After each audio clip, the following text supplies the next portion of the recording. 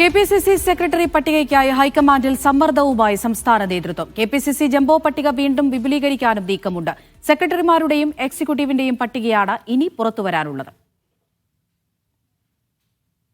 ചെറുപ്പക്കാർക്ക് പ്രാധാന്യം നൽകുന്ന കെപിസിസി സെക്രട്ടറി പട്ടിക ഉടൻ പ്രഖ്യാപിക്കണമെന്നാണ് സംസ്ഥാനത്തിന്റെ ആവശ്യം. ജനറൽ സെക്രട്ടറിമാരുടെയും വൈസ് പ്രസിഡന്റുമാരുടെയും പട്ടികയ്ക്കൊപ്പം സെക്രട്ടറിമാരുടെ പേരുകൂടി പ്രഖ്യാപിക്കണമെന്ന് പ്രതിപക്ഷ നേതാവ് വി.ഡി. സതീശൻ നേരത്തെ ആവശ്യപ്പെട്ടിരുന്നു.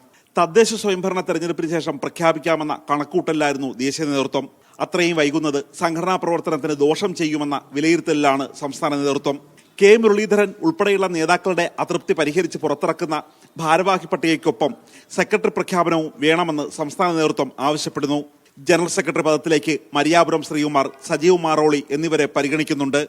പുറമേ നിന്നുള്ള വിമർശനം അവഗണിച്ച് വൈസ് പ്രസിഡന്റുമാരുടെ എണ്ണം വീണ്ടും കൂട്ടാനാണ് ആലോചന.